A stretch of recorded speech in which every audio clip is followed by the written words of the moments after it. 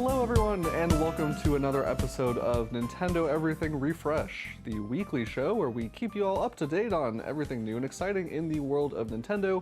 I'm your host, Nick Serpa, joined today by Nicolas Shade.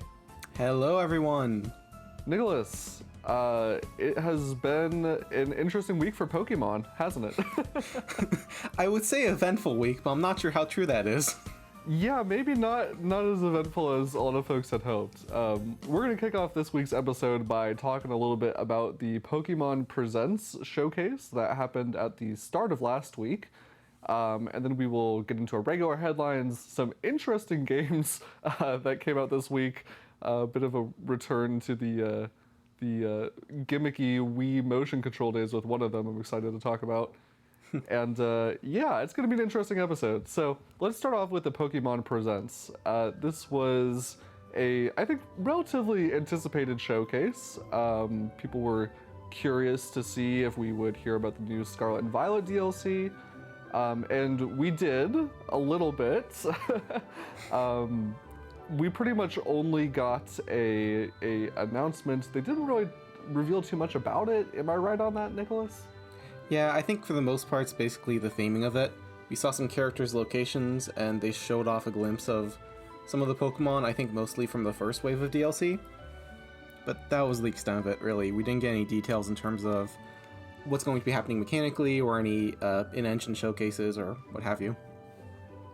Right, yeah, there wasn't even really, they didn't really show a lot of gameplay or anything like that. It really just felt like an announcement of like, here's more Pokemon Scarlet and Violet, everyone.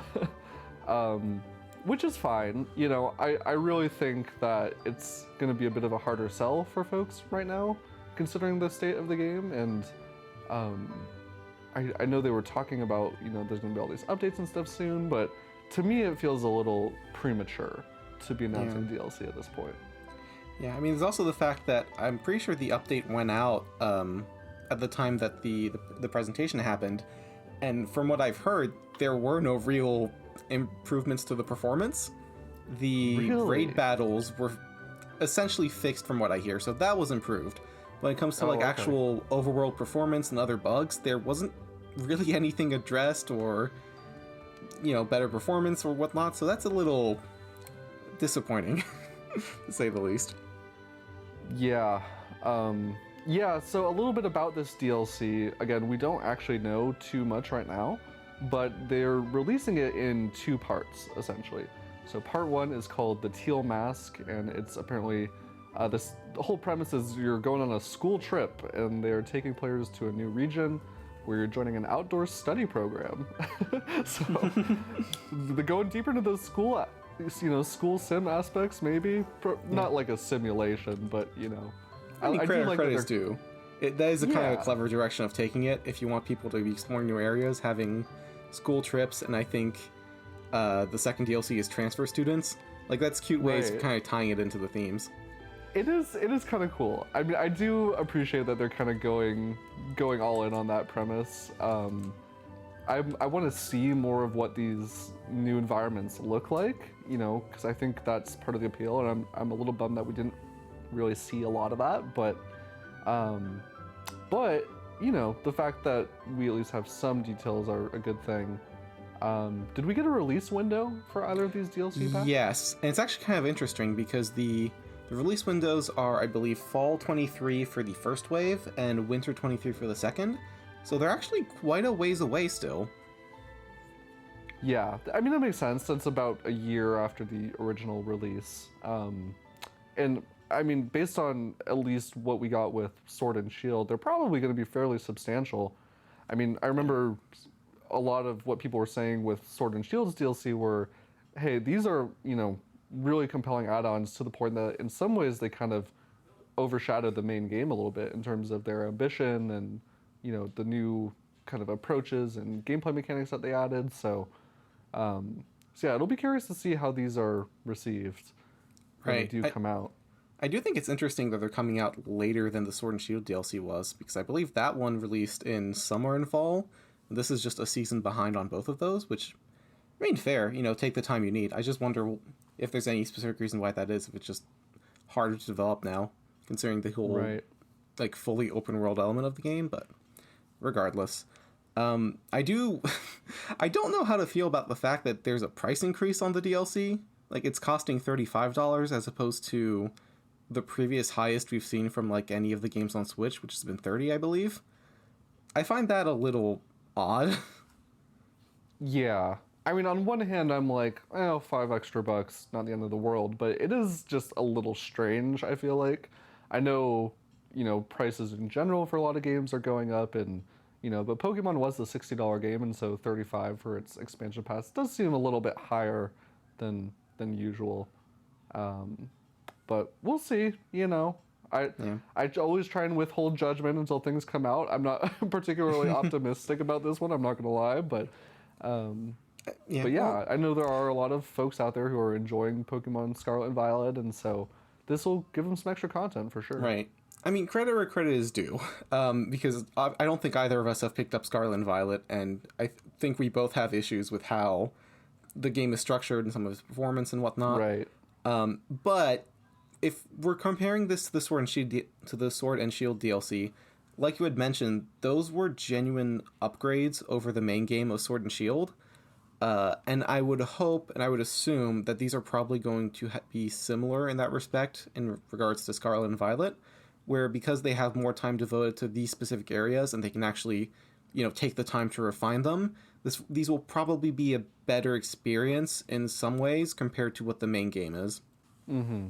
Well, I do think, with all that said, this was probably the biggest announcement from the entire presentation. Although, Nicholas, I don't want to... you 100% got one of your predictions right. I think you were just joking when you said it, but Pokemon Sleep, it returns. Yeah, oh. I think I preferred it when it was just a meme, to be honest. Because now that we have it, it's just a sleeping app. That's pretty much it. I don't entirely understand why this took so long to release with that in mind. Because you look at something like, say, Pokemon Smile, which, it's a similar idea in terms of here's this like lifestyle helping app. Essentially, that's Pokemon themed, but that genuinely provided something new and different that's still tied into Pokemon. Like the whole idea of catching Pokemon by brushing your teeth, even if it's like somewhat childish because it is meant for a younger audience, it's still something new. This, from the functionality we've seen, for the most part, it's just a bog standard sleeping app, like what would come pre-installed on your phone. So I really... But with Pokemon. Right, but even the Pokemon don't add like different functionality. The Pokemon are the equivalent of like a BuzzFeed like test. It's not... I don't know. It seems odd to me. I don't understand why this would have taken, 4 years to develop if it's this basic in terms of functionality. Yeah, I mean, I can't imagine that they're expecting this thing to be a barn-burning success or anything like that. I want to know why it exists in the first place. I mean, I know Nintendo, they had their, quality of life things that they were experimenting with at some point, but as far as I'm aware, Pokemon was never really, like, officially a part of that. So they have to be doing this on their own accord. And, I mean, is there any... do you know if they're trying to monetize this in any way? I mean, I can't imagine. I don't know. Well, I mean, clearly it's to sell their new hit accessory, the Pokemon Go Plus Plus. Yes. Yeah, that's something else. Although, okay. I don't really know how to describe this thing, but you remember back when they put out Heart Gold and Soul Silver on the DS, and they had the little Pokewalker accessory? That's kind of what this reminds me of.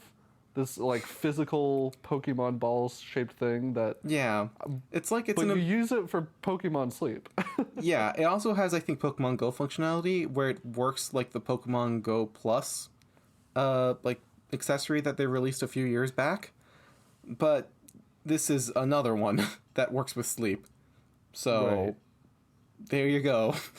That's something to spend $40 on if you just need to burn that money in your pocket. I mean, I guess it's cheaper than like an Apple Watch. I mean, people buy those for sleep tracking, so now you have another option. Now you can tuck in a little this one's Pokeball shaped. Exactly. I love in the commercial when you see this person going to bed and they put their little Pokeball on the bed and just like tuck it in a little bit. They're like, all right, I'm going to bed. Like, I can't imagine doing that. I think my wife would just sleep on the couch if I started putting a Pokemon ball in our bed every night. Yeah, a Pikachu that serenades you as you go to sleep. Now that's an idea. That's what Pokemon Sleep should have been, Nicholas. Come on, let's be honest. Yeah, such a bizarre idea. I don't fully understand. I mean, as we said, I don't fully understand why they decided that this absolutely needed to be a thing. But it's here now, so I enjoy it. I assume it'll be a free app, so there's no harm in trying it at least. Yeah, I suppose. It's just, I think a lot of folks, I mean, we still have a couple more things to talk about, but people get excited for these showcases because they want to see games, and I didn't really see a lot of excitement over something like this, which was not really a huge surprise to me. Yeah. I am a little interested though in this new Pokemon TV series that got announced, called Pokemon Concierge, which is such an interesting concept. So the concept of this show is that it takes a break from following the typical Pokemon anime exploits. And what's unique about it is it's focused on a hotel and all the various Pokemon guests who are coming to stay at this resort, and it's done in this really cool stop motion animation style. Looks really unique. It could actually expand the lore of the Pokemon universe in some interesting ways, I feel like.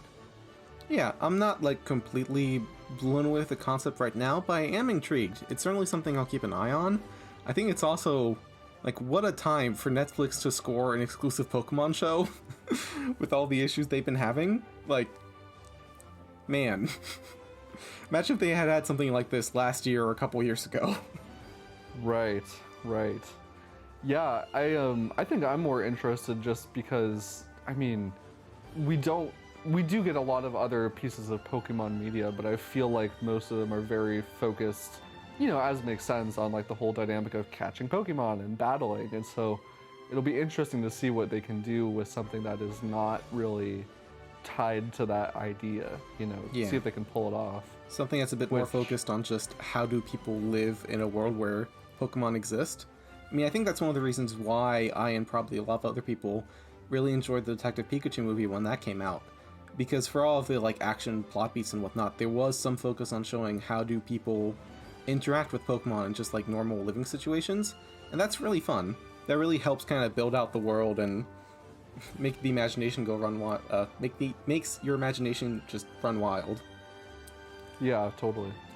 We still don't know too much about this show, but yeah, the fact that it's coming to Netflix is interesting, and I think it's supposed to come out sometime later this year, but they didn't give us a firm release date or anything like that. So we'll see. But yeah, other than that, that was the bulk of the presentation. We did get some smaller updates regarding the Pokemon trading card game. But really just nothing major. I don't know. Can you think of anything else worth mentioning, Nicholas? Nope. Man, I get it that these are always smaller presentations and they always have a good amount of cross-media representation, talking about the Pokemon World Championships, talking about all the mobile games, talking about other side ventures, but it still doesn't feel like something they really needed a presentation for. Yeah. It's so weird. Like a lot of it could have been press releases, or, I mean, they probably could have just released something like Pokemon Sleep onto the App Store instead of trying to build up some hype around it. I just don't really see it. But I guess now that they have this physical device they need to sell to go with it, which is strange to me. I mean, it kind of makes sense that they had to promote it a little bit. Yeah, I think overall it wasn't what people were hoping for, but it's not like we've had a shortage of Pokemon games recently either, so, I mean, what can you do? I mean, it's also just bizarre because it felt like there were so many potential things leading up to the presentation. There was the fact that there was Spike Chunsoft mentioned in a list of partners on the website beforehand. I think that got removed the day before, but for a while that felt like it was strongly hinting at them having a presence in the presentation, possibly with something Mystery Dungeon related, and obviously they didn't. There was a whole bunch of stuff regarding the original games that was kind of hinted at, both in the announcement of the presentation, they had a bunch of Game Boy references on the site. They had a whole bunch of red, green, blue, and yellow balloons. I think they put the red and blue music. They released it officially again on their Japanese sound library. Like, there were so many things leading into the presentation. The fact that NSO just got Game Boy and Game Boy Advance games, and yet nothing. And I get the whole, curb your expectations. Right. But at the same time, it feels like such an obvious move based on not just what people are expecting, but also what they were doing marketing-wise, that I still feel kind of disappointed about this. Yeah, I don't blame you. I mean, it's hard not for Pokemon fans to get excited when there's rumblings and stuff, but yeah, I mean, here's the thing. I didn't even want the Game Boy games to be released on Switch. I don't think I would have played them if they had been, but I just expected that to be announcement because of everything they showed off. So the fact it wasn't is so wild. Yeah, no, I hear you. Well, luckily we did have some other notable news this week. One thing that will never disappoint me is anytime there's a new wave of DLC announced for Mario Kart 8 Deluxe. I can never be too dismayed about that. So yeah, we have a release date for Wave 4. It is coming March 9th, so less than a week from when you all are listening to this. Yeah, we got to look at all of the new courses coming in this new wave of DLC. Some classics for sure. The big one, I think, for a lot of people is the Waluigi Stadium. That one is, like, a lot of people who played the GameCube one, Double Dash, myself included, have a lot of nostalgia for that one. We've got some new Mario Kart Tour courses, of course. We got one based on Bangkok this time around. We've got one based on Amsterdam. Scrolling through the list here, it's about what you'd expect, I'd say, overall. We got one brand new course that they showed off at the very end, which was originally revealed back in the last Nintendo Direct. It's the brand new Yoshi-themed course. So, nothing crazy. It looks like just another solid wave of Mario Kart DLC. Yep, I'm definitely looking forward to it. I mean, Mario Kart is Mario Kart, but also there's a few of these tracks that I am pretty interested in. I think Riverside Park looks great. I love the lighting they're using for that, and it's always fun to see the old Game Boy Advance tracks kind of remastered for HD, because they just have to make so many changes to them, and so they come off feeling as something very new. And then obviously Yoshi's Island just looks great. I love the idea that you're actually driving around the overworld of the game, and you have the whole thing where you hit like the cloud and you have the red blocks that spawn like they do in the actual game. It all looks like there's a lot of love and tons of references put into it, and that's also just super fun. Yeah, it really feels like they've taken a lot of the players' feedback about, like, when the DLC initially came out and people were saying, oh, the visuals don't look quite as good, but man, like, looking at what they were showing off in these trailers, like all these little details that you're mentioning, you can absolutely see that they've been putting a lot of time and effort into making these courses look good. And yeah, I'm with you on the GBA ones. Those ones in particular, which were nothing more than just completely flat, different shaped ovals, they're basically brand new courses this time around. So it's really exciting. And there's Birdo. Yeah, which is the other cool thing, is they actually said we're going to get more returning characters in other courses, which is really cool. I wonder who those are going to be. My first guess is Diddy Kong. Yeah, that's true. Is Diddy Kong not in the base game? No, he's not in the base game. It's one of the big absences that people have noted and kind of lamented. Huh. Yeah, I could see that. But knowing Nintendo, we're probably going to get, like, Queen Honeybee or something. Which, I mean, would anyone really complain? I mean, that would just be wonderful. So yeah, Mario Kart DLC is coming very soon. And on the same day, actually, well, one day earlier, technically, but we also learned that people who are subscribed to Switch Online Expansion Pack are getting Metroid Fusion. We knew it was coming. We didn't know exactly when. But they're pushing it out on March 8th, which is a huge deal because this is one of the games that was going to be lost in a virtual form with the shuttering of the Wii U eShop. So I'm really glad to see that this one will remain playable somehow on modern systems. Yeah. And I mean, it feels so natural as well with Dread being out and Dread being just a very direct sequel to Fusion. Having this game available feels like it's going to make a lot of sense. I think at this point the only games that actually, if Return of Samus is going to be available through the Game Boy NSO, I think all of the core 2D side-scrolling Metroids will be available on Switch in some way, which is pretty neat. Yeah, no, that's the case. So, yeah, it's not. I mean, compared to the Wii U, where you could play like everything. Once we get the whole Prime trilogy and other M on here, then we'll be good. Yeah, but I'm glad Fusion is making its way here too, because that game is just super fun. It was one of the first 2D Metroids that I had played, and it's definitely one that I've heard some people complain about later on if it's just being far more linear in structure, but there's a lot of what it does in terms of its environment and the way it sets up kind of, I don't know if horror is the right word, but like just its ambiance, its atmosphere, is super, super fun. It ends up being just a really memorable experience because of that. Yeah, no, that's what I've heard too. I've missed this one as well. There was my whole love with Metroid, like it started with Metroid Prime, and so since then I've been trying to experience more games in the franchise. But having heard about all the story beats that are carried forward, and I'm trying to play through and enjoy the story in order. So I haven't gotten to Fusion yet, but I'm very excited that I have a accessible way to play it now. And I'm hoping to get through as many of the Metroid games as I can before Prime 4 comes out. Because we don't really know where that one's going to fall in the timeline, and with the way the original trilogy wrapped up, the Metroid Prime trilogy, I could see them trying to fit it in after Dread somehow, but I have no idea. It's possible. It's interesting because Prime has kind of gone off into its own timeline, I feel. I think Prime 1 branches off after Metroid 1, and it's also, like, all three of the Prime games are supposed to take place before Metroid 2, I believe. Right, right. Which means, like, it's a very constrained amount of time that they can take place on, unless, like you say, they kind of tie it back into the core series and place Prime 4 somewhere else in the timeline. Right. Yeah. Well, hopefully someday the game will release and we'll be able to find out. Still not a guarantee, but yeah.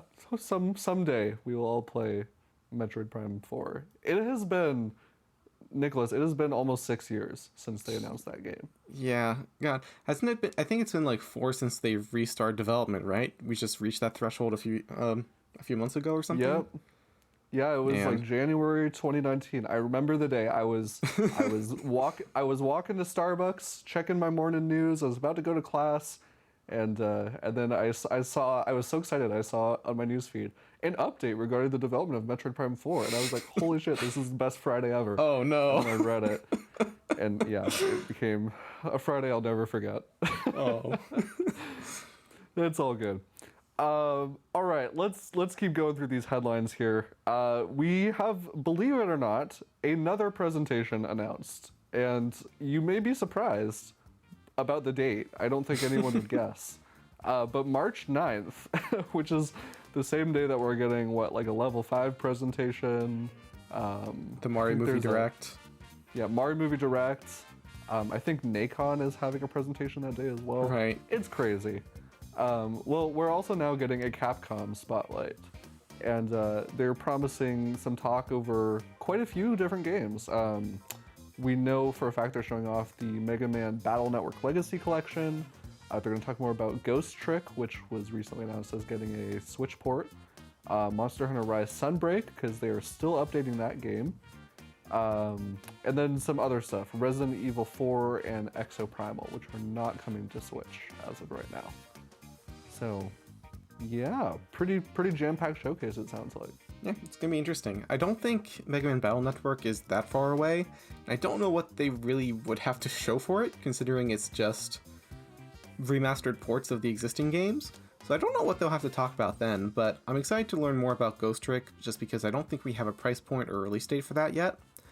And I don't really expect to see much for Monster Hunter, just because it hasn't been very long since the last title update, and they said that the fifth one would be in April, and it seems very early to be talking about details. So the most I would expect is just like a brief teaser.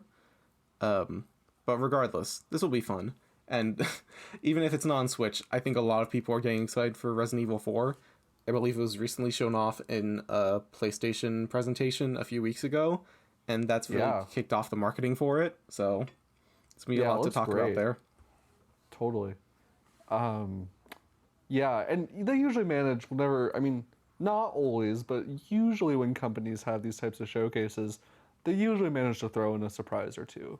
So, who knows? Maybe we'll get something else small. Yeah, there are so many people online just praying for anything Ace Attorney related. I'm gonna feel so bad when there's nothing shown off. Yeah, I mean, I don't think it's impossible, honestly. I mean, I could see us getting a small teaser for something new. It's been, what, 2 years since we got the Great Ace Attorney Chronicles? Year and a half, so... Yeah, that came out in 21. And I mean, the thing is, like, that game, the second Great Ace Attorney game, was the last original Ace Attorney game they've made, and that came out in 2017, I believe. So it's been, like, 6 years since we've actually had a new game. I really do hope there's something Ace Attorney showed off, but I really don't expect it. Yeah, I wouldn't put it on your bingo card, is what I think we're both saying. Yeah, I mean, just with them saying, like, here are updates on these specific games, they don't really have, like, an end more blurb or anything. I don't know how much more I'd expect outside of what's mentioned here. Just kind of, like, just curb expectations, I guess. Yeah, I think if there had been anything big, they probably would have announced it in the direct alongside Ghost Trick, is my guess. But yeah, and then our last big kind of headline that I want to make sure we get to is the third wave of Fire Emblem Engage's expansion pass is also coming this week, March 7th in North America and March 8th in Japan. So it's actually a fairly busy week for Nintendo. Nothing, really hugely surprising with this wave of DLC. We kind of already knew this going in. It's just going to be some extra emblems and the corresponding missions to recruit them. You've got Chrom and Robin making a big return for this one, and Veronica. So, yeah, so nothing huge. I think at this point, most people who are really into that game are probably looking forward to the big story-driven, they're calling it the Fell Xenologue, and that's coming out sometime before the end of the year. Yeah, I don't see a lot of people getting super excited about these emblems. Yeah, I mean, it's a little bit of extra content, and it's kind of neat that there's going to be some Fire Emblem Heroes representation in the game with Veronica. Fire Emblem Heroes is canon, I guess. But otherwise, canon enough. Yeah. It's probably makes about as much sense as the rest of Fire Emblem Engage's story from what I've heard. Honestly. Yeah, I think it's kind of interesting also how fast they've been pushing out these Emblem DLCs, because the game came out in mid to late January, and we already have all of the DLC for it released except for the big expansion. And that kind of makes me wonder, because that doesn't have a release date yet. It just says like 2023. So I wonder when they're planning on putting this out, because I can't imagine it would be too much further away if they've already kind of exhausted all of the other content they have for the game. Yeah, that's a good point. I mean, it does kind of track with, this game, Fire Emblem Engage leaked, months before it was officially announced, and I believe at the time one of the things that come up was Nintendo's basically been sitting on this game. Yeah, I think it got a rating. Its rating was filed in 2021 in Europe. Okay. So it had an official age rating as of then, which means it would have to have been almost complete at the time. Right. Overall, at least content complete at that point. Yeah. So yeah, it's possible that they had just, I think I mentioned this back when we were first talking about this DLC, but this totally feels like stuff that could have just been in the base game, so I can't imagine it was a particularly stressful development to make these new Emblem characters. Yeah. But yeah, I'm excited to see how that story expansion plays out, and if it's meaningful enough to satiate some of the fans who wanted more story in this one. Yeah, I mean, based on what they did for Three Houses, because that had its own DLC story with, I think, the Ashen Wolves was the name of it. And that was pretty good. It was like its own self-contained campaign. It was a good, like, I think 8 or so different maps. If it's anything like that, I'm sure it'll probably be good. Yeah, that one was fairly substantial. All right, so let's switch gears here and talk about some of the games that came out this past week. Overall, not a lot of big stuff, but definitely some interesting smaller games. Okay, let's just get this weird one out of the way first, because this was the one I was alluding to at the start of the show. I hope you have some extra toilet paper rolling around in your house, because you're going to need it if you want to play this Switch exclusive, I should note, called Give Me Toilet Paper. in which you place a Joy-Con inside a roll of toilet paper, and you grab some type of board and you roll it back and forth to do physics-based toilet paper platforming in this game. Only on Switch. Only on Switch. This Nowhere is else not can you experience on any something other this console. special. Yeah, you may look insane if someone looks through your window, but, you know, beyond that, I mean, this is the type of experience we all wanted, right? Yeah, it's great. This is, Japan. You love it. In a nutshell, yeah. I don't really know what to say about this other than this is very strange. It's an interesting use of the Joy-Con gyro. Like, this feels like a sort of concept, at least. I mean, maybe without the toilet paper. But conceptually, it feels like something you could have seen in 1-2 Switch, like early on in the Switch's lifespan. Just showing off what you can do with the controllers. I was just thinking that myself. I strongly encourage anyone who has morbid curiosity for these types of things to watch the trailer and listen to the song in the background where there's like a Vocaloid singing about toilet paper. It's wonderful. This is the type of exclusive content that we need on the Switch. Other than that, we did actually get some real games announced, though, I'm sorry. so that's exciting. What are you implying there? You're right. I don't want to snub this one for Game of the Year 2023, but no, we got some more substantial things. Let's put it that way. NIS America announced another new RPG, hot off the heels of their school superhero one last week that I already figured out the name of. This one is called Crymachina. Crymachina. I don't know how would you say that? I would guess Machina or Machina. I don't know. There you go. Like Deus Ex Machina, but yeah. Great movie, by the way. Yeah, okay, we'll go with that. Crymachina. This is a new science fiction themed RPG, and the premise overall is humans have gone extinct thousands of years ago, so there's all these synthetic beings called the Shinki that are trying to bring humanity back. And it is an action RPG, looks very, very flashy. Looks a little bit darker, I'd say, like thematically, than the average NIS America RPG. We don't know too much about it, but I'm intrigued, I would say, by the overall theme of it. Yeah. I like action RPGs.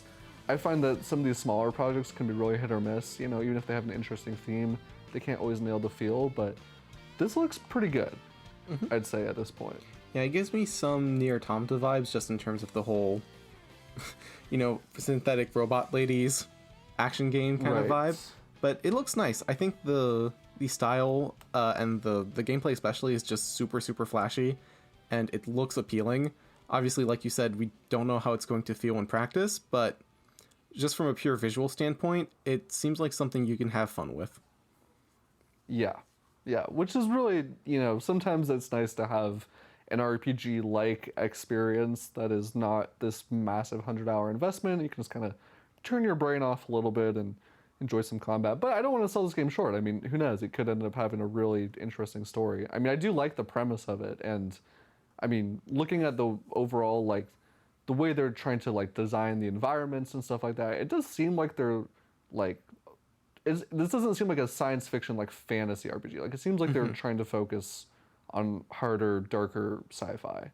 Yeah. Which I like. I don't think we get a lot of that in RPGs nowadays. So yeah, it feels a nice little niche. Yeah, for sure. So that one is coming at some point in the future. Um, Now this is an indie game that I wanted to highlight because I've heard great things about it. It's called Subway Midnight, and it's a narrative-driven horror adventure experience.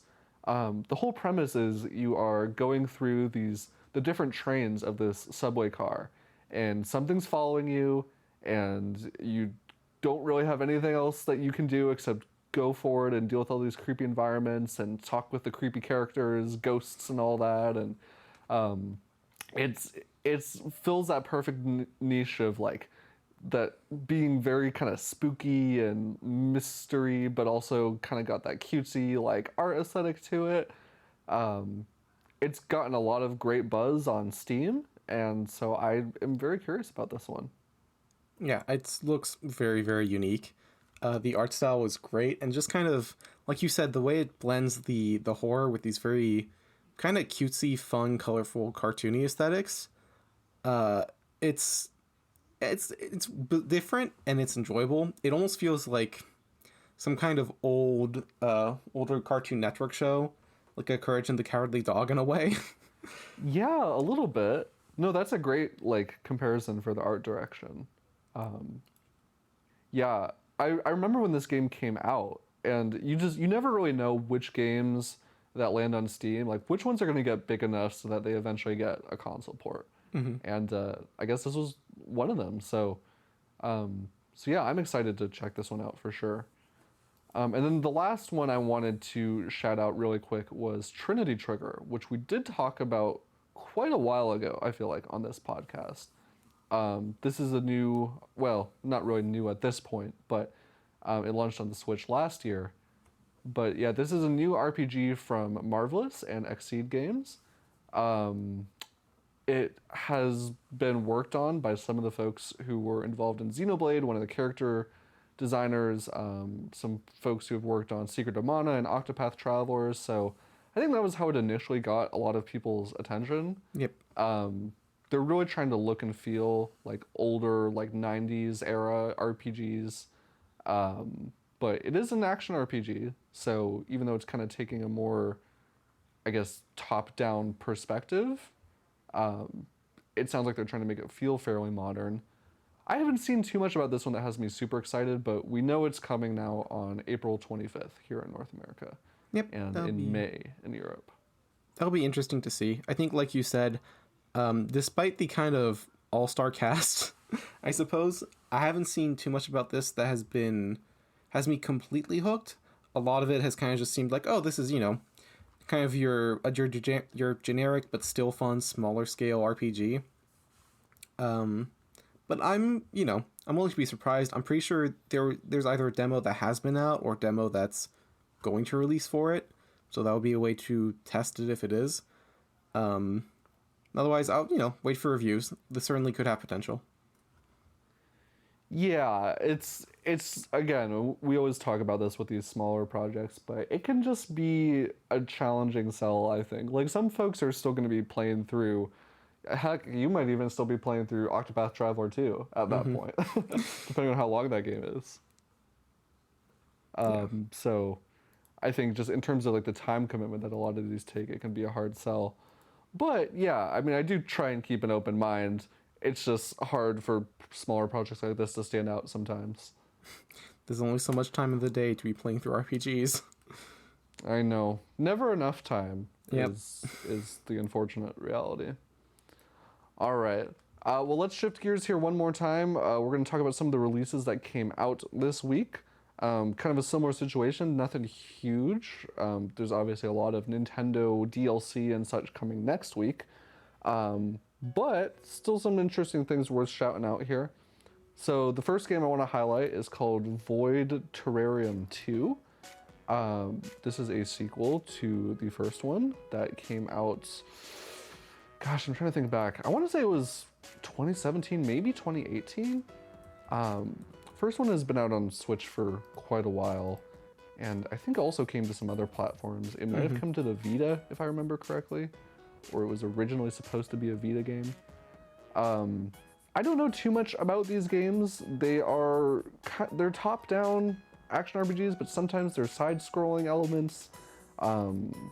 It's very much got like a girl and her robot kind of vibes. It's very kind of surreal and mystical. I don't really know what to make of it. Are you familiar with these games, Nicholas? Not very. I've seen this one pop up a few times because it was announced, I believe, some point early last year.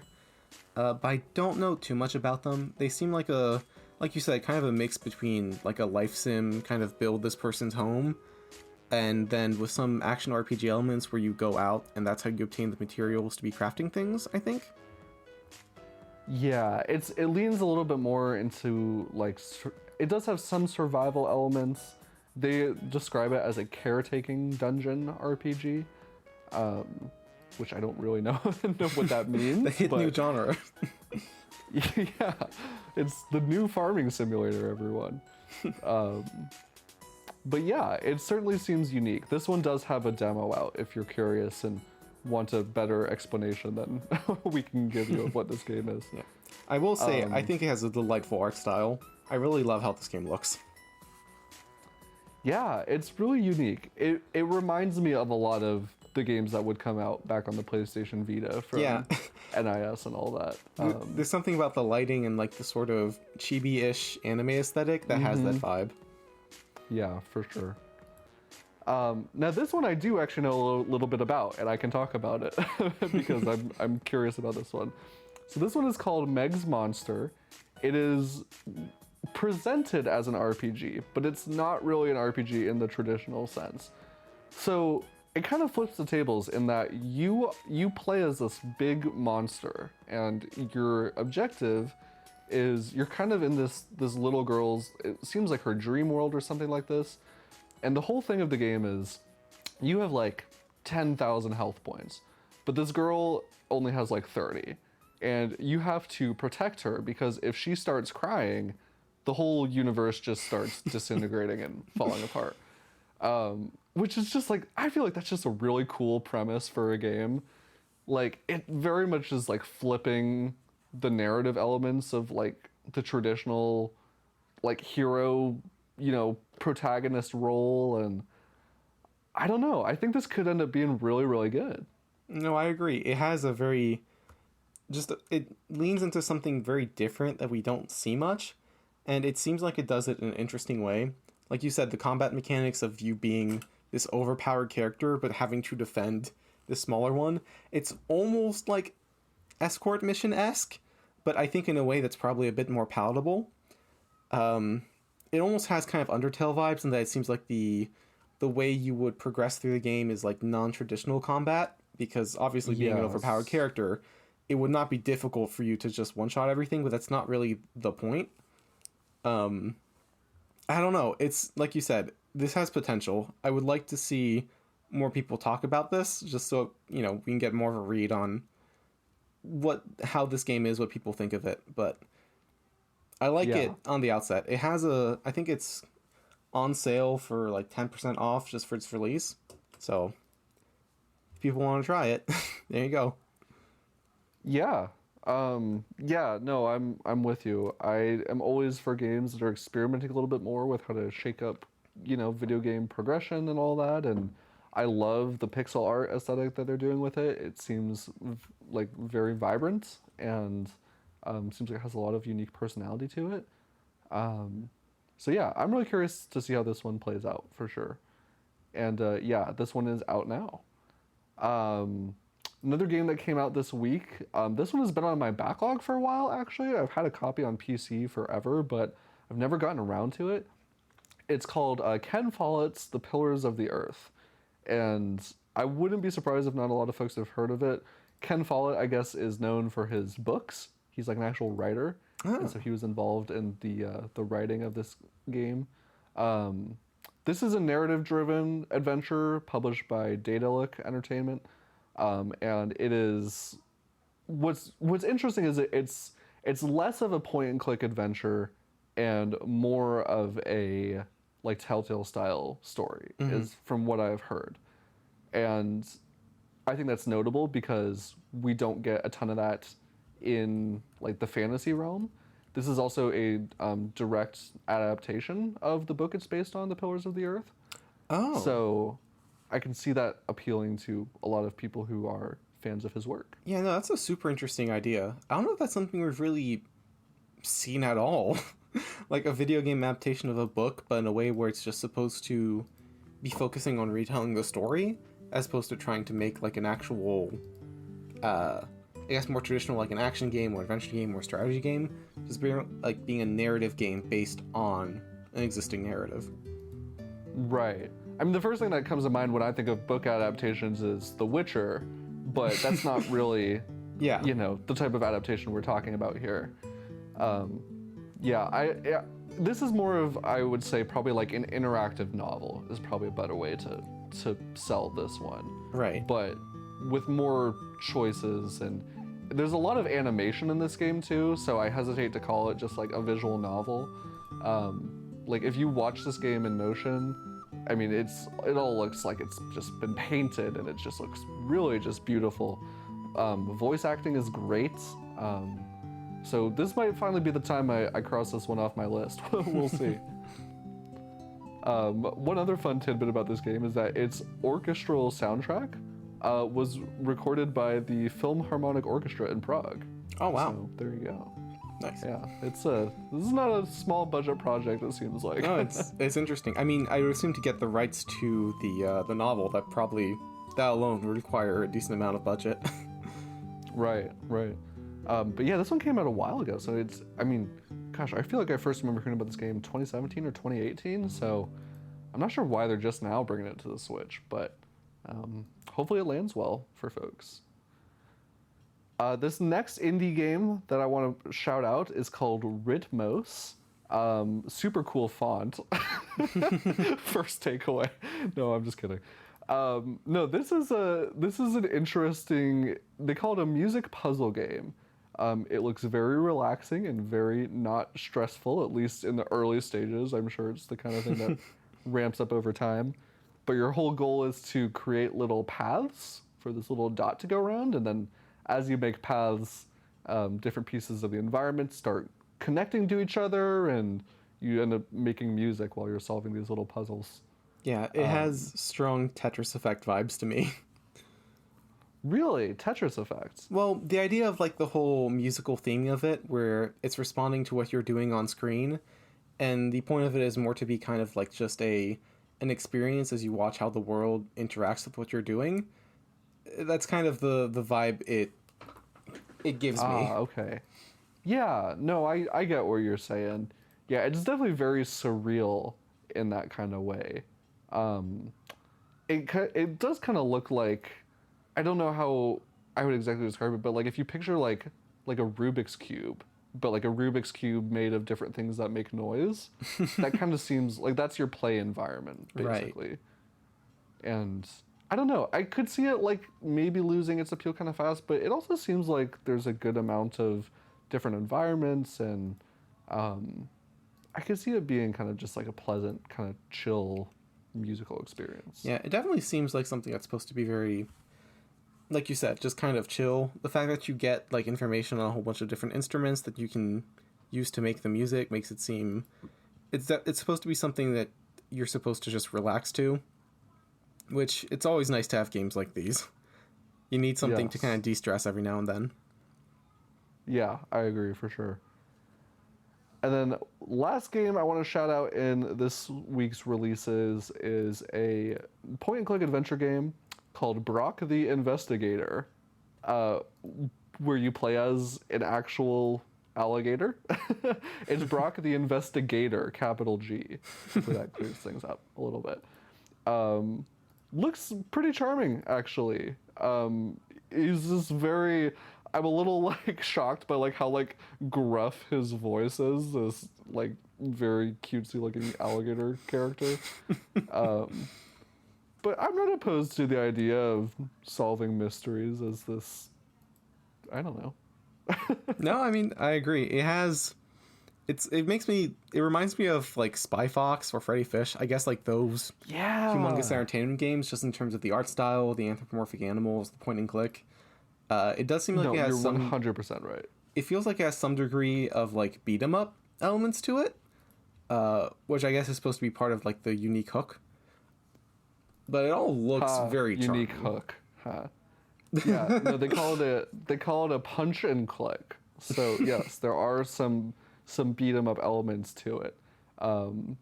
They do say there's also an easy mode that if you want to skip the combat section, then you can and just play it as a traditional point and click. But I mean, I think that is actually an interesting combination because I like point and clicks, but the pacing can be a little slow for some people. And for me to like get really invested in a point and click, the story's got to be really, really good. But I think like adding in some beat 'em up gameplay to that would definitely make for a pretty engaging combo. Right. It can be a nice. Okay, that one was not intentional, I promise. But yeah, no, I agree. This looks like a neat little mix, and the art style seems good. The voice acting is certainly interesting. So Interesting. Fully voice acted though, so Yeah. you know you're at least getting the full experience. So yeah, those are most of the big releases of the week. Overall, smaller week, some cool indie projects. I don't think anyone is complaining about not having enough to play in the month of March now. It does feel like this is kind of the exception to the rule. We're still getting a lot of big releases one March after is another. the new pretty February. much. Yeah, pretty much. All right. Well, before we wrap up for the week, we will end with our recently renamed segment, Refresh Rates, where we talk about what we've been playing lately. Nicholas, what have you been playing this past week or so? So two main things. First of all is I buckled down and played through basically all of Kirby's Return to Dreamland Deluxe.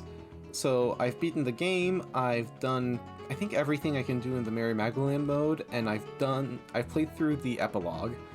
I'll probably still play the game a bit more because I would like to complete the extra mode and the arena modes, just so I can completely finish everything the game has to offer. But Sure. for the most part, I'm done with the game and I'm pretty satisfied with what I played. And then the other thing is that there was a big run event in Splatoon 3 that happened this weekend, and so I've just been kind of experiencing that and trying that out. Yeah, let's talk about that Kirby game, because yeah, I also finished it. I have a review coming up. Well, it should be up by the time you all are listening to this, so go read it. There's also a video version if you're interested. But yeah, so you say that you feel like you went through everything you could do in Mary Magdalene, and how much content was that for you? Because for me personally, I bounced off those sub games pretty quickly. I mean, it just didn't feel. I know they're just supposed to be small little diversions anyways, but even as that, it didn't really feel like there was enough for my taste personally to like create this whole extra mode around. Right. You know? Yeah, no, I think that's fair. I think it was definitely making an extra mode out of it was more of just a personal developer choice rather than something that was really needed. Because it's true that at its core, it is just playing these relatively short mini games. When I meant that I did everything in it, I meant that I went for all of the missions, like basically the achievements in the mode. Oh, okay. And so I did all of those. That's some dedication. Yeah. And that was pretty engaging. There's some of them that really require you to learn how to play the games. And so you end up really kind of getting into the weeds a bit on them and really practicing, which can be pretty fun. And the other thing is that all of the games are multiplayer, but even a good amount of the missions can be obtained in multiplayer as well. So I did quite a few of them with a friend in local co-op, and that adds a lot. Like, obviously playing minigames alone, there's only so much fun you can get out of that for the most part, especially when you aren't really getting a whole bunch of tangible rewards for it. But as soon as you add another person or two into the mix, it becomes far more enjoyable. Yeah, no, I definitely think that's generally true. And I feel like this was like an attempt to give these games a little bit more structure for people who wanted to play them in single player and have some more interesting progression behind that. And I'm glad to hear that you enjoyed it. For me personally, I don't feel like there's enough depth to a lot of these sub games to warrant playing through them, a dozen times or so Right. to get all the missions completed. But, I do appreciate that they at least tried to add in this progression path for people who want to do that. Yeah. I will say I did like enjoying. I did like unlocking the different masks for Kirby and having him change his voice. And just like, all right, I'm gonna whip out this Waddle Dee mask in the middle of this incredibly difficult boss fight. Yeah, and just make him sound like Waddle Dee for the next 20 minutes. I did really amazing. Like the incorporation of masks and how those were tied to progression. That was a neat little addition that they didn't really have to do, but I think it does add some character to the game, and it gives the minigame mode more of a reason for existing. Also, just think in general, the fact that we have 10 different sub-games, that is still pretty notable. I think on average, Kirby games usually get like 3 at most. So having 10 is still like, there's still a good amount of diversion here, even if not all the games are super, super deep. It's still something that you can kind of be entertained by, especially if you have a group of friends with you. Yeah, just don't go in expecting Mario Party or anything like that, would be my advice. Well, unless you're expecting like the top 100. Sure, but with 10% of that. Yeah. Kirby, the top 10. I mean, Kirby makes up for the other 90. There's an argument to be made with that. I will say I'm really just fascinated by the new kind of minigame thing they added called Samurai Kirby 100. I don't really know like what to make of it exactly, but it is literally, it's the Samurai Kirby minigame, but you play it against 100 other people. Yeah.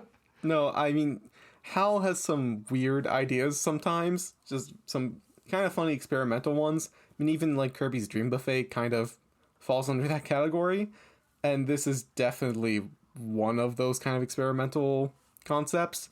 I don't know if this is like a precursor for anything. I don't know what they would do with this if they're going to expand on it. I don't know either. But it's certainly something. It fits in with the, you know, the whole Tetris 99. Yeah. You got Super Mario, 100, and now we've got Samurai Kirby 100 to finish up the Holy Trilogy. Let's put it that way. Yeah. Out of curiosity, were you able to play through the Magolor epilogue? I did, yeah. And you know what? I think overall I enjoyed it. It like as a 2 to 3 hour experience, I think it's a good solid package. I wouldn't buy the game specifically for it. Yeah. It is short. I think it is short. I did like the progression that they added for it. I thought it was interesting, kind of choosing how you want to upgrade them over time. It wasn't quite as non-linear as I expected. Like, for the most part, you're unlocking stages in the same order. There are some, like, bonus stages that, depending on how you upgrade Magolor, may or may not become accessible right away. But, like, ultimately, you probably will unlock everything and see everything no matter how you upgrade it. But I did enjoy just the overall flow of it. I thought it was a good little package. Yeah, I agree. I think the thing about it that kind of shocked me the most is the lore from it. Like, the final boss and the ending is genuinely not what I expected. Especially the fact that they kind of, like, they tie the ending of the Magolor epilogue into Super Kirby Clash and basically make that game canon, which just boggles my mind. Oh, really? Yeah, like I never played Super Kirby Clash, so I wasn't aware of this. I don't think this is a spoiler or anything, but in Super Kirby Clash, you have a Magolor who sells you the in-game currency, which are gem apples, and he has like that kind of white and green color scheme. And so this is a direct connection where, I mean, again, not really a spoiler, but at the end of the epilogue, that's kind of the character role that Magolor takes on. And so it directly leads into apparently the events of Super Kirby Clash, which again is not like, that's not the kind of thing I would have ever expected them to canonize, but here we are. Yeah, it's a little strange. Yeah. Man, that final boss though, I gotta admit, it kicked my ass. I had to try that several times. No, yeah, that came out of nowhere. I'm looking forward to trying it out in the True Arena, because I've heard that they added it to that. So that'll be interesting. Yeah, I think I do understand like why Kirby games have this reputation for being too easy. And like yeah, like if you're just trying to get through the base game and not really explore or anything, like I could see it. But there are some fairly tough, I think, like hidden challenges tucked away even in the main campaign, and then I think the Magalore epilogue, while not like overly difficult, does have some challenging moments, and so I Mhm. think the challenge is there for people who want it. And if especially if you're jumping into that extra mode like you said you're gonna do, um, that that basically it drops your health to 40%. There's more enemies. There's some extra boss battles I think tucked in there, Yep. or kind of some reworked things. So the difficulty is definitely there for people who want it. All right, and you said the other thing you were playing this week was the big run mode for Splatoon 3. Yeah, they hosted another big run. This one was introduced a new King Salmonid, basically like a new boss, called the Boros, which has the Oh my most goodness. like human scream. It's honestly a little terrifying. Oh, is this like the whole goats yelling like humans trend like all over again? Kind of, except like genuinely a little scary. I'll send a link later, but it's Please do. something. And that's been fun. I'm still kind of as much as I like the idea of playing Salmon Run in these multiplayer maps because it just provides a very different experience. Still not a fan of how the whole reward structure is set up. The fact that you have to be in like the top 5% to score like the highest tier of rewards just kind of feels weird. It's like putting you in competition with every other player in a mode that's inherently cooperative and artificially kind of limiting how many players are even able to get like the highest tier of rewards in the first place, which Mm. I don't know if that's necessarily what you want to do for like these big community style events. But I mean, regardless, the core gameplay loop is fun. Um, I'll probably hop in and do a few more before the event ends. Like once we finish recording. So I have been enjoying myself, even if I have a few gripes with it. Yeah. So I know like in Splatoon 3 you can do salmon run anytime, but the big run is still like locked to events, right? Yeah, these are basically the salmon run equivalent of Splatfests.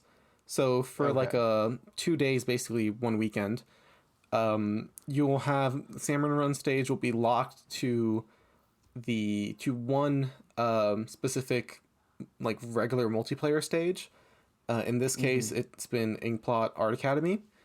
And so during this weekend, you will only be playing on that stage, and the goal will be to get as many golden eggs in one shift as possible. And based on how many you earn, you'll get different tiers of rewards. So there's the lowest tier, which is below 50. Then higher up, it's in the top 50%, then the top 20%, and then the top 5%. Gotcha. Gotcha.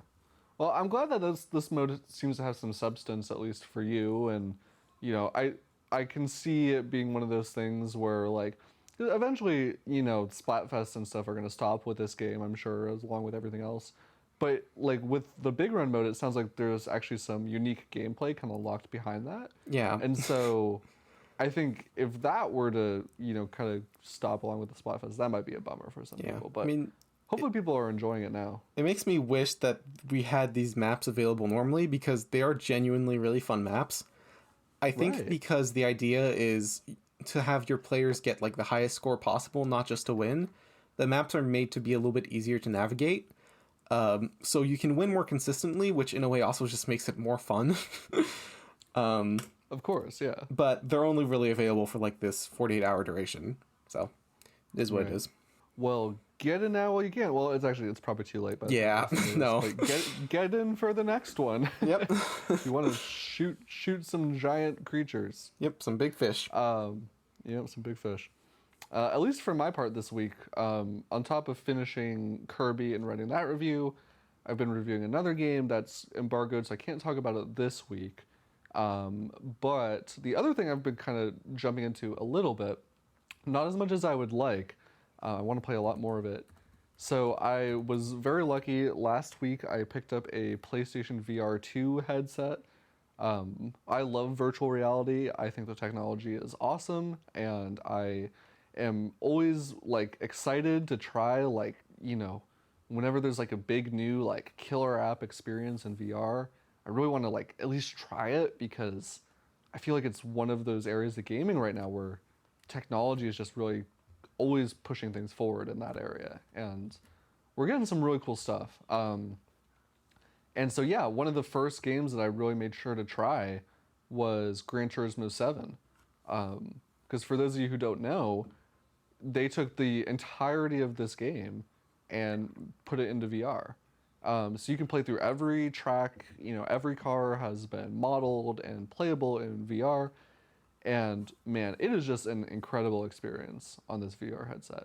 I mean, not only does this thing have some of just like the crispest VR that I've seen, the sense of speed when you're playing a racing game like this in first person, when the graphics and stuff are this clear, I mean, you really feel like you're driving a car. It's shocking. I would have expected it to be something that could get you motion sick, just because of the disconnect. Yeah, well, it does affect everyone differently. I mean, I will say that I was definitely feeling like, I wouldn't say overall nauseous, because I do play a lot of VR, but like there were some, like, for example, like I was racing a car on the Daytona 500, which is, for those of you who aren't familiar, is like the big American NASCAR speedway that you're probably used to seeing when you think of NASCAR. And when you're going on those like really steep turns where your whole car is on like a 30-degree angle, you really feel it. And I was like, felt myself like instinctively kind of like rotating my body as the car was on this kind of slope, because there was like, that's what you would do, Right. So yeah, it's a really crazy experience. I wish the VR integration went a little bit deeper, because you can't really like, you play with just a normal controller, so you can't really like reach out with your hands and touch stuff. But the actual racing in it is just phenomenal. Yeah. I mean, you said it was basically the entire game that was converted, right? Yeah, in the sense that it's like they haven't cut any content for this VR version. Yeah. I mean, that's pretty cool. That's not something you necessarily see all the time with VR versions of existing games. Right. It does still kind of feel like, I mean, clearly it was a game that was not really built for VR. Like, they tried to say that it was, but like all the menus and stuff are still very much in 2D. Like, it's not a complete, like, I wouldn't say the best representation of like how to make a game specifically for VR. But like none of that really matters too much when what most people are here for is the racing. And yeah, it's really cool being able to get up close to the models of these cars too and see all the detail and everything. Yeah. No, I mean, it sounds good. Out of curiosity, what makes, I guess, Gran Turismo specifically unique among car racers? I don't really have much experience with racing games in general outside of like Mario Kart, which I don't know if that really counts. No, I mean, that's okay. I mean, it's, yeah, there are a lot of racing games out there, and I have not actually played a ton of Gran Turismo. This is the first one I've ever really played. I've always, when it comes to more, I guess, like realistic racers, I've always enjoyed typically more like arcadey experiences, like Need for Speed, a little bit of Burnout, stuff like that. But the appeal for something like this is that it's supposed to be just a very grounded simulation of what it's like to actually drive a car.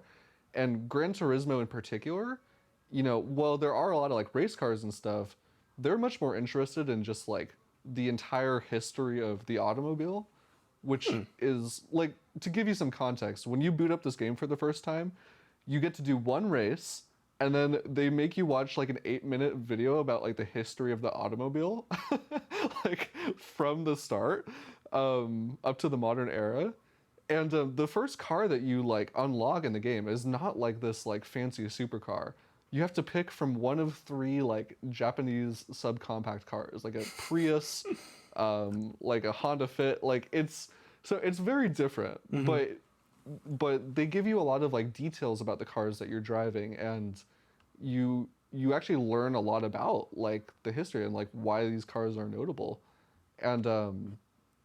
And because this is more of a simulation, it's very much like if you go and you do some of the options, like, so you have your races in this game, Right. but you also have what they call license tests, where you can go in and they teach you how to do like very specific driving maneuvers, and like here's the proper way to drift and here's the proper way to do this and this. And so it's a much like deeper, I think, like mechanical experience if you really want to get into like the physics of the driving and have something that feels very grounded in that way. Okay. Yeah, no, I mean, that sounds like certainly something that sets it apart. I like the idea of actually, like you said, having like history behind the car and a bit more information that goes into more depth about that. Yeah, it's certainly not like for everyone's taste. Like I think overall I do prefer the more kind of just fast-paced arcade style racers for most of the time. But there is something that's really satisfying about like I mean you can really feel like they put in a lot of effort to make all the cars in this game feel very distinct from each other.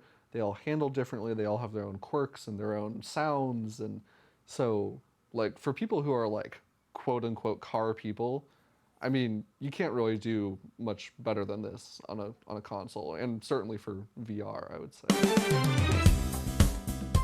All right. Well, I think with that, that wraps up our show for the week. Thank you so much, everyone, for tuning in. This has been another episode of Nintendo Everything Refresh. If you like what you hear, please spread the word. We are on every streaming service. We have a video version over on YouTube and Spotify. Tell your friends. Let them know we're out here. And beyond that, we'll be back at you next week with everything new and exciting in the world of Nintendo. See you guys later.